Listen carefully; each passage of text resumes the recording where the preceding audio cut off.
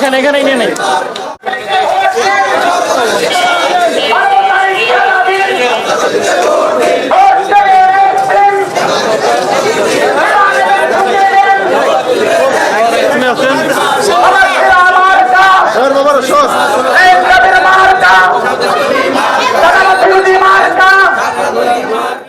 গণভোটের জন্য হ্যাঁ ভোটে প্রচারণা চলছে।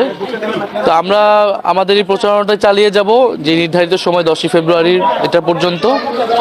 এবং আমরা সময় কম তো কিছুটা হয়েছে, কিন্তু এর মধ্যেও আমরা মানুষের যে সাড়া পাচ্ছি, ইনশাল্লাহ আমরা আশা করি যে ভালো ফলাফল আসবে যদি সুষ্ঠু নিরপেক্ষ নির্বাচন নিশ্চিত করা সম্ভব হয়। আমাদের প্রার্থীদেরকে আঘাত করা হচ্ছে, আমাদের কর্মীদেরকে আঘাত করা হচ্ছে, শেরপুরে একজনকে হত্যা করা হয়েছে। তো এরপরে আর বলার প্রয়োজন না যে লেভেল প্লেইং ফিল্ড কি আছে বা নাই।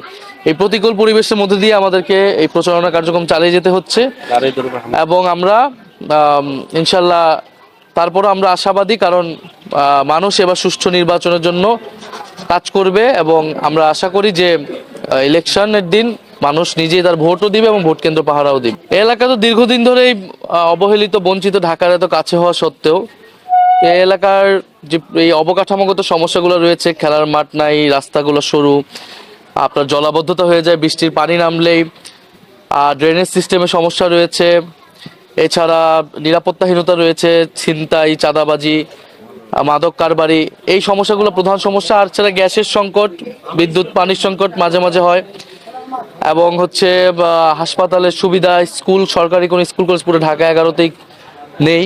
ফলে এগুলা এই এলাকার অত্র এলাকার মানুষের দীর্ঘদিনের দাবি দেওয়া চাওয়া। তারা এবার মনে করতেছে যেহেতু প্রকৃত জনপ্রতিনিধিত্বে আসবে, এবার এই দাবি পূরণ হবে। আমরা তাদের কাছে সেই প্রতিশ্রুতিগুলো দিচ্ছি। আমরা এই সমস্যাগুলোর সমাধান করব এবং আমাদের পরিকল্পনাগুলো আমরা তাদের কাছে তুলে ধরব।